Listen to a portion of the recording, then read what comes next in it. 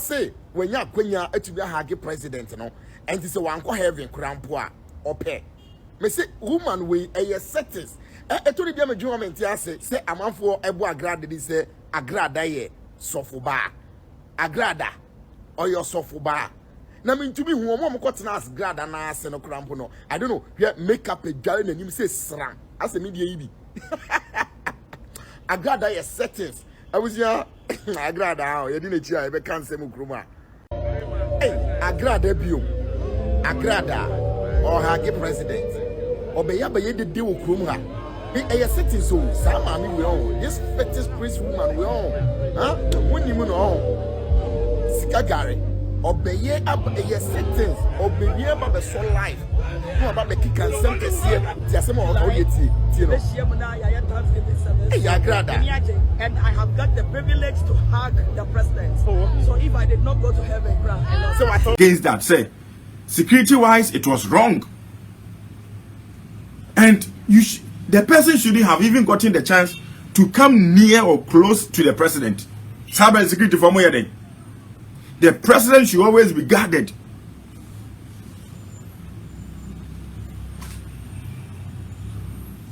Entinya say, "Oya ya no e ba ne ho." To the extent that say eko any president kokasa, oya na two edipam. Any other person who has evil intent, maybe to my president in BB.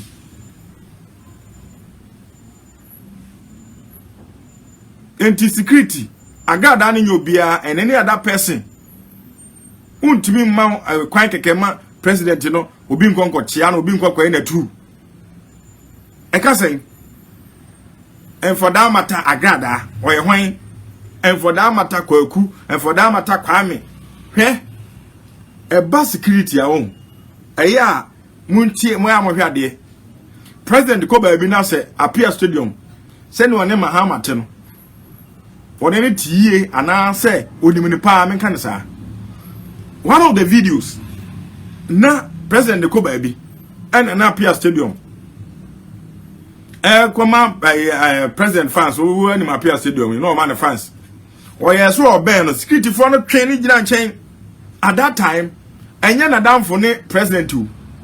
At that time, Enyana downful any president. At that time, President Ba Empono.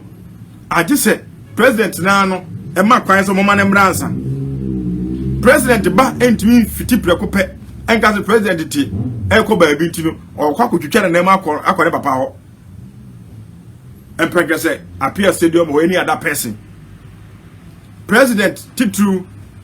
Na Mahama na woso akufu ado time no so nim nkrofo Mahama time utimi so nim nkrofo nkrofo so nim nkrofo bi wono ma engage pen the first term and then that of his second term. But when it comes to security protocols that should be laid down to protect the security of the president, and yet the ketwa I say any other person including you, including me, including Agradaa. So between nya kwan na akoto president okochia president nsakoto nukom. How president ko pamo no a Ghana for ye beka Mike Tuba beka bi ba memeti ase ka me nka bi entia president da, because protocols should be laid down, protocols should be followed.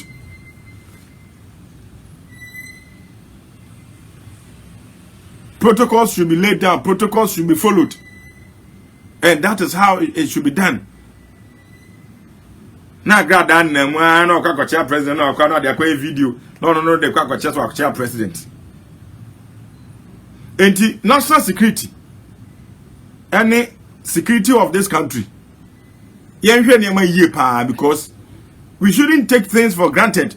You shouldn't Ghana Blitz no me bi akwa ba sesa be wade bre na hwe me sa bra hwe me se so be subscribe o be like o be share na do adwin kire ama me e comment section o se ne da ne abribia ya wo ye e de ma me no.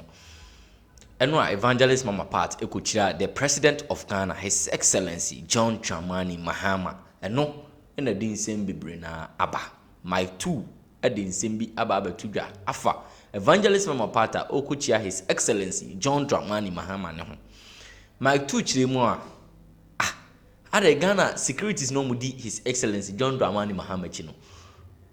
Omo ye weak, and the national security na nkasa pesi na nkasa omo ye weak. Because president yenka se mama president ye enchia obi a onimu no. But baby wo ho a eni kwan se mu securities mu ma kwan emma nkofo get close to the president. Some security muma kwan man nkofo get closer to the president. Ono president won't mean on to mean hwe. Enye ho no okoye se minchia anase mechia ana mi wevi anase me wevi. Onya aba ne nchen ko a muma me kwan na me ben papa na obechia me. Ene no enye bone say evangelist mama part obechia the president. Just say nkofo bi na omumpe na asem na de what you say na. They have the internal hatred. But let's go to the security aspect, because enye mama part in the first time security na ma kwan ama akwakoye sade no nti yentimi fa so bo embo evangelist mama part say I had ntina da bi ene de wuntimi nye sa wa be sa na te say your time. But yam go on in the real aspect say ntina securities ni ma kwan ma obi ageti closer to the president, because yehu krapia study yehu be 4-5 a dozen. Yenka say mama ne nkone nche, but baby go what the security need to prevent that. I just say president na ma kwan say asumesi we muma ne mbra mia na me frɛ no eno kra no mo securities ne mani ɛwɔ ne ho mo de nyoma begu akwan mu se nipa ne beba what you say, because no president ne de that any moment a mo man nkɔfo kwan mo ben so bi ɛwɔ adebɔne ana bibi bɔne so the be president na nka no anka be si ko de be ye no. To just imagine say asoma say yembe attack the president. And omudi esi civilians so. And omo family assign so on fa bomb on shene ho attack the president. That moment na sa de ne course no. Obi ani ho a na okita de odi detect bomb ewo ho. Nti obi president na obi press so ne ya all gone. So what you say? Nti no sa security ni dey always be also mo hye kina na ye strong, because president ni dey or ye Ghana na ye president, so on the protection is different. The protection no e different. And na me fan share trim say obia like Ghana ni ntimi nya ne hwe da bi obi betimi aye ni bibia nkasa, so obi pese oye ni bibia sisi aye hu se moma kwan mo obi aben no nti se obi pese oye ni bibia obeye. So the security aspect in it, it was some man strong. Baby, and I'm my kwayama debi. President no president or the but it do baby on then or you control by you people. Mona modim yoma be gua. Because it depends on the baby crowd or putting itself in. So what I say, just say. Omo attacking mama part no. Some people are more hatred ni ade bi de man intentionally, because me hu ne bone so say president be chia His Excellency John Dramani Mahama. Just say NDC youth ni obi ti say Orlando mu ne Kevin Taylor mu ne ade ne de ni appear stadium mu de omo ntwe, because obedidi first lady atem Lordina Mahama time ye beto aba nti omo de saa etan no ina ekasa.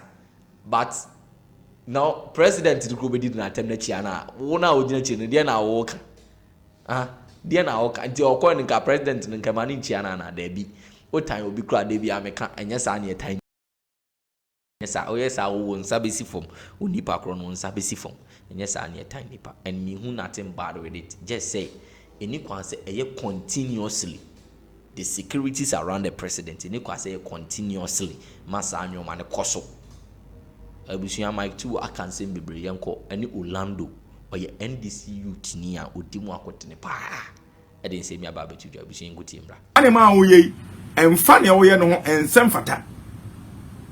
So you tell me that oye nyame na ojeji ansere nyankopon be jeji ne se ne akyekyere no asase so ne akyekyere no soro mo share page ni for me.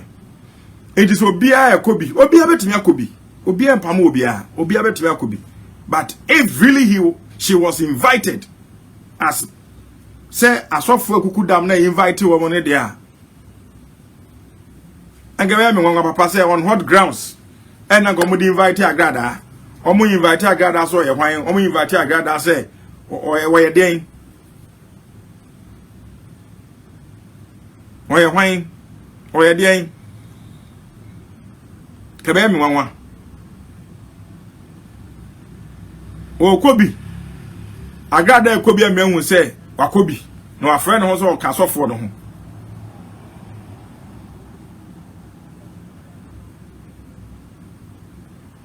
o Kobi am ehun say wakobi no ka sofo no ho. Look at all this.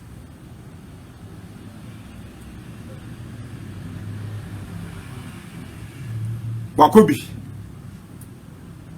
o ka sofo wakọ na otwitwa nkrofo nam woduru park ne so wakra ampo no huma bi onko. If really she was invited and she will be ushered. She will be ushered to a chair. Missy Nema Muna maybe sir. Say, was she really invited? And if she was invited, on what grounds? And I believe strongly.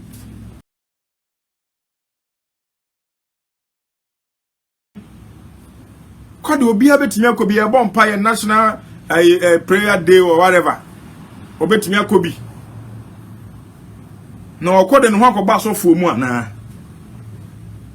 enti se yeso obi anya perfect yete ase no ayampa enti obi anya perfect enti obi abesore no masabe wadi sebensemfo asori awoye asori ben ye wo mu ayenim se osofo wo mu kwa sofo we de onye kra no so osofo apita mic na odi atem o kan kote ne hwan sabio wo ka hwan odi atem anu den otumika kan sama ensem fata untimi kranka saa ne osofo na no ne asori na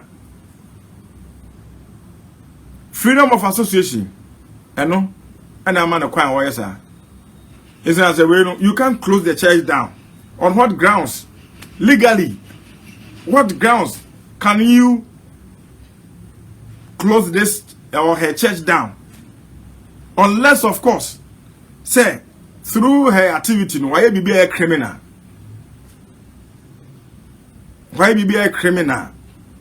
and be able to nya article be agina so na close as down and just obedi semfu say is na ye fra sofo no mo kwa no mo so Kobi na aya na nyanwa say obi kura oso wa sofo wa so bi ne ye bi nti etomi bi awo utumi ka se na we nsu sofo particularly osofo bi a wantimi ahye no so na wa so dem ho no wa yire no abepe wo mema awabepe oba e ma no kura ehu sofo na ye mwanwa papa we obu na mebu no so ye sofo enumpo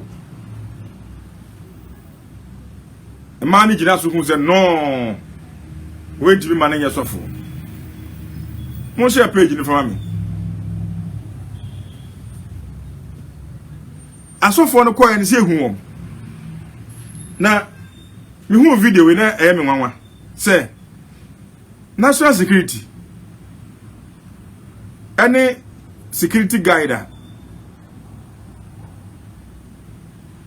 security guard no mo there's some here bibiye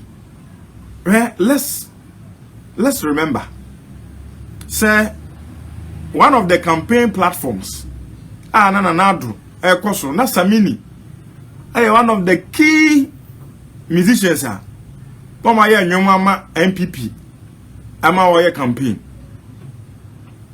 Nanadu was stage Samini ye so okoso ni mu security ni board nsa to ho yes because at that time security for the president is very very paramount than anybody at that time and at this time and at any time. Security about president of the land is very very very very paramount, very very key.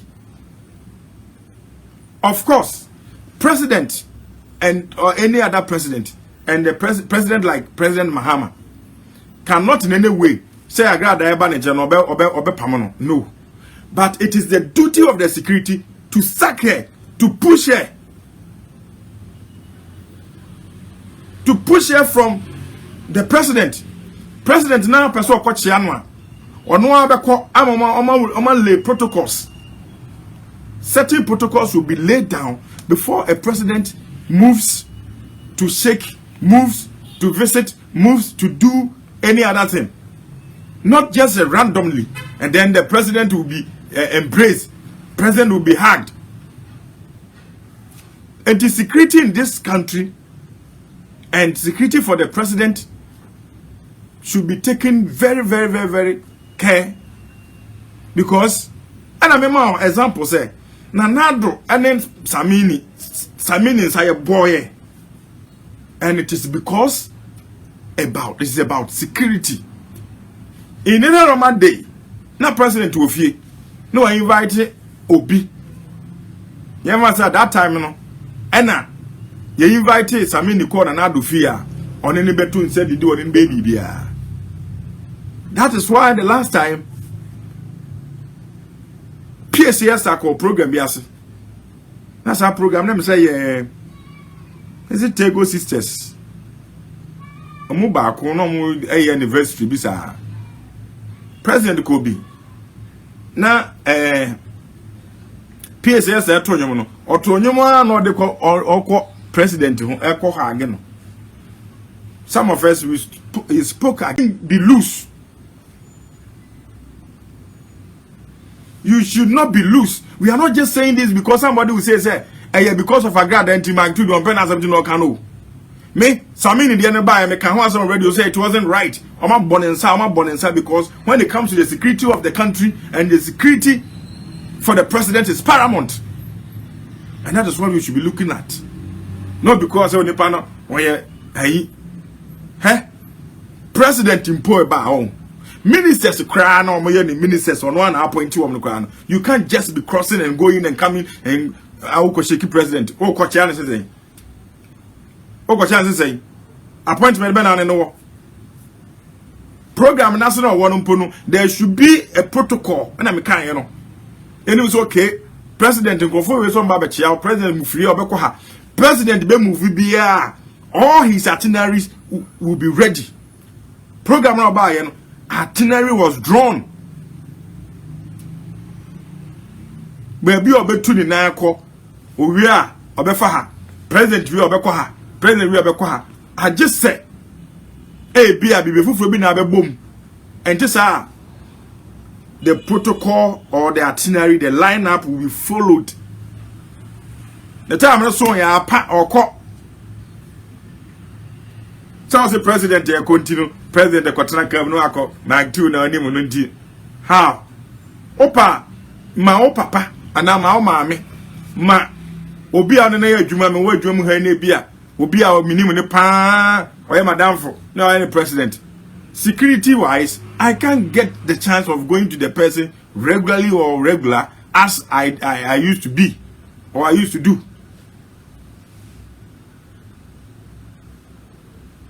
Nere at 20 the name of Agradaa ono mpa ni mu kwa ne ho ya bufu ne ho ya hyi sa ni pa no ne ho ya bufu enkofo discover no so ya bonsam Sami Jemfidi ba ye motiye. Ade tira mama na kwan so okoya president too. President ko pamuni say ya buai. Mumu security for it is your duty to have sacked, to have pushed, to have moved her away. Because muni mnada. President background no ontimi go twere nam. President bawo ne bawo. Yet to us, Agradaa, no corner bar, no betches of no Gacha Penny invite me. I won't be invited to be a movie invite Agradaa Somra in the name of who, in the name of what? Or you so far now so a day. Or you so far now so a day. Now so a soft one part, not sorry, no, quite fast, or didn't come, or quite fast or cassa, or quite fast, or also so in church. Into the Pamu, who say, I am church bonnie, and no dema. I quite say, obi at school na abekọ no na school no niam o cheche ne nye o si because of at school ntino ye nhwe no say na na on nkrofo apofi intermediate for I know I believe strongly say Agradaa was not invited.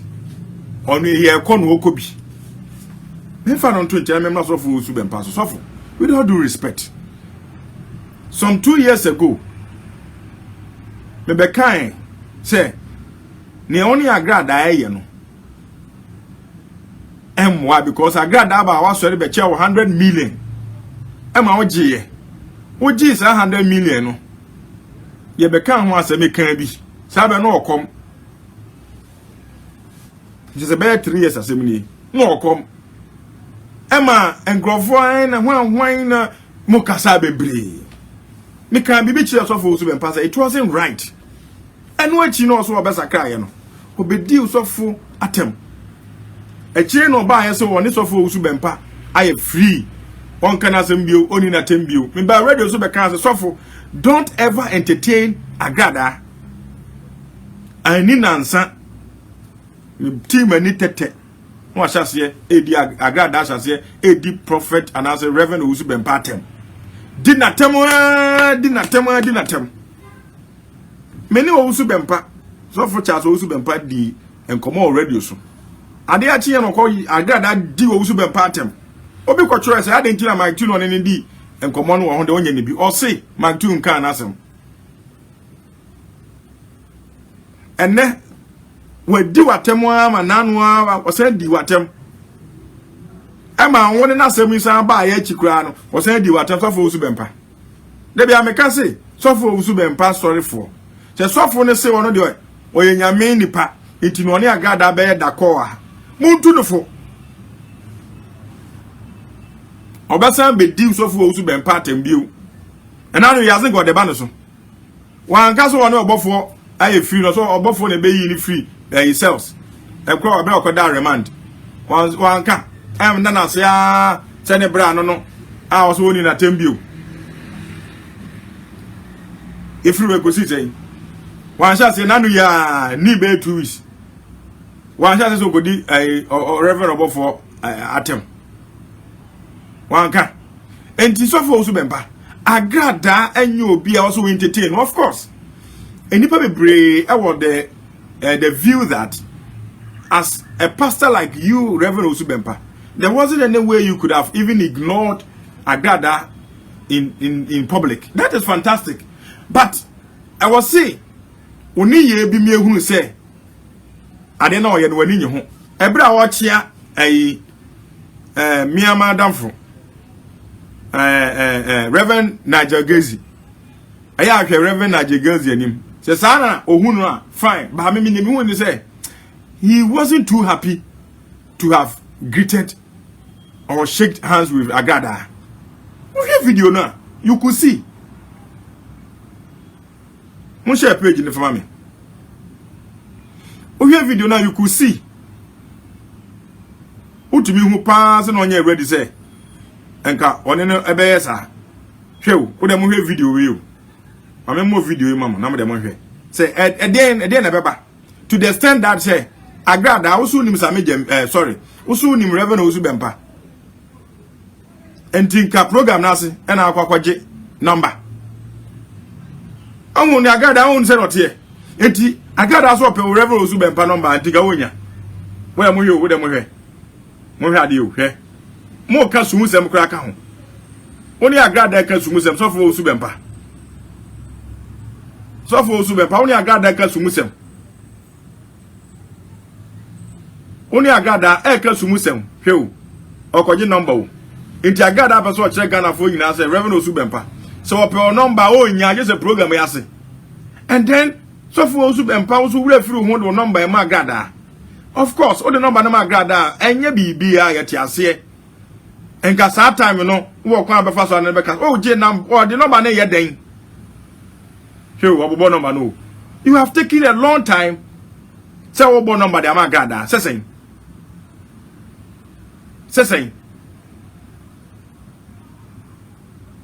Obobo number e dey Agradaa say. Hwe.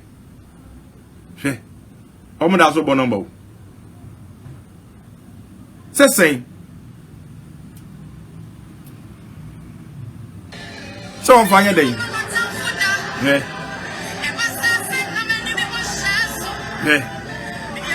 Enti de na so fo so be panti. Nyankopon kasa nkyere won fa Agradaa ho. So fo so be pa. Enti de da dai. Nyankopon kasa fa Agradaa ho nkyere won. Ah, eka so fo.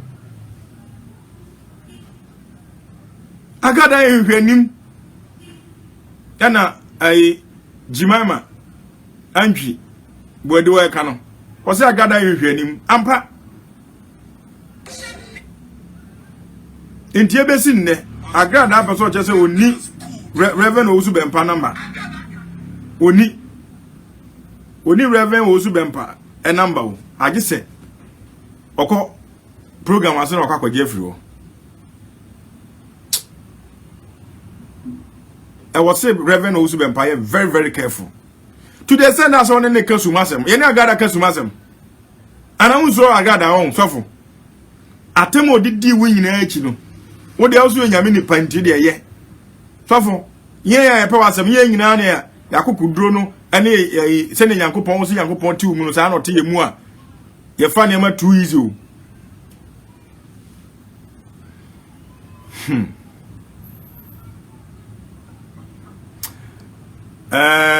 Tulip, I'll say please, there's no friendship. Agradaa is trying to instigate stuff. And Joshua Brown, I'll say no damage control will work on this. Yate. Lydia also she is looking for help for her court case. Now open help and one hour deco. I mean, course, one I mean, can be church okay, inti Ohima Abba our ha, Mammy good evening, my body in Dora, our ha, one of my girls, and Andrena Owusu wa ha, Evelyn J. Benchy. Ewa ha, I'll say, she was not invited to you, Evelyn, make crime and all your dream. And Evelyn Bill, I'll say she bought it. Me da say, and Jemima, I'll say, she went there herself. Since she recognizes herself as a pastor. On one acquire, on one who knows on one on one acquire. Baby Love TV. I say, keep pushing Agradaa, but Emfa. Candy took her there. Sir, why don't you call you? Engineer, no. And Baby Love TV said she was standing at the back. And Antwi dia or the Albany Antwi Jemima was there any her tombola. Jemima, I know you tombola. Huh? Tombola was following her. Was that the tombola no so dinechi? No be day. Mama say come. When the day? Kakra. Abaka must say, bro. Ask ye. Bisa you. They invited her as what? How many invited why? They invited as what? Woman of God or what? I can't get it. Or no the abandon. Anna Kingsley Aqua. Was we joke as a country? We let us keep blaspheming God. Don't know the abandon. Stephen Dankwa. I say I don't think she was invited, but because she wanted to be part. But the securities must be very very careful. Me ni class invited. No another person could be. I don't go be security for there's somewhere here, papa. So say, and Nema, we can't near course to cry. How? I got the empty. Why I got the empty and answer the how? Why I got the empty? Obi e ko be no so kobi. To the extent that say, one no nya the opportunity. And you got your opportunity impo. She wasn't given the opportunity. One and then pay. Security for the year loose. Masa. Enti ye Osu Bempa. Ni emu bi e ka che won se e pe wasem. Agradaa besa be di watem papa enso no so me kan yo me kan ye me nka so wantie me kan ye Agradaa di watem na no yankosa de aba so be ba so bio I know Agradaa no eko no be free a ni ohwehwe a ho an se obedi untente ni wanya weak point asa to say me there's no way I will better say as me Agradaa free you me ne nya aka wo but there's no way say o better say my two na me Agradaa na Agradaa me ne Agradaa free hey na me ne Agradaa free na ka mama me one city na ka maje mama me two cities na ka maje simple da sida sa no te o otetefo otetew nwanyaw no aso mu otetew owo ahombrase tantan bi wonimu a obeka so we de waka so onye ne onye Agradaa de a wo so agya bia no san ye monimu ne won monimu Agradaa enti e kana asem a mo ya na ye kagu ye bre but ye beko so aka you don't know Agradaa. Joshua Brown said the man never ceases to amaze people. And I say it's obvious they never learned from Sammy Jemfi's incident. Tulip, I say I respect the way you dealing with this lady, but when it comes to Reverend Ozibempa, he is man of God and can't hold grudges, especially at such an event. You know, if he had refused to welcome her, it will be another negative outcome. We want men of God to set a good examples, but when they do, we turn around and speak against it. I thought the lessons in the Bible makes us believe that Jesus came for sinners and criminals. Why should he have rejected her? Bakasa kama metiase nenti ya rejecting nti no papa astema wadi osu bempa ye enti da bi onfa ne honko ene be wo ha hwe Yankopon the Bible ne ma yen ya o man nyanza kan ho enti no with all due respect eduru ha ye the Bible ne de to ho a nyame ama ya adwen ma nyanza enti we should apply wisdom, and one of the things of the wisdom we should be applying no yes so be ya hweye wo hwe ho yie wo obi ho no eno nkire say yes wo gina no but since wa me hu pa so wo hwe ne ho yie o Agradaa ho a enkasa time no krampo no omo wo bibia ombetimi aye obetimi aye na kasa all right but won ne koka su wansem papa asem be na wo kan papa asem be na wo kan won ne koka su wansem akoto abasakom. Then it is telling us only Agradaa wo fine pa oyo nyame nipa obi a nyame nipa ti ase wo say mu hwe say mu say bibi wo ha be ka ho asem meti ase perfectly, but to the sense only ne kasu asem afei di Agradaa program na se no be Reverend Ozibempa number, and the actions showed clearly say at that time a number no oji action show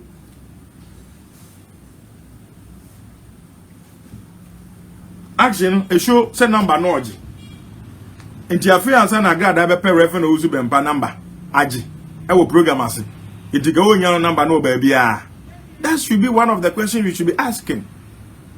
What influenced her to have taken the number at that time? And then Oji Yeni Mukrane Sesame video one of the case studies. Lulu Sam I said this can never happen in America. No way. Hey Ghana. I made them policy. President Ekwa. No, Obi kwa president too. President Obi kwa president too. How? Say the entire. Mo share page ni for madam. Mo share page no. Ye ntimi mpamo no am say president. Say reverend also be mpa no ntimi mpamo na president no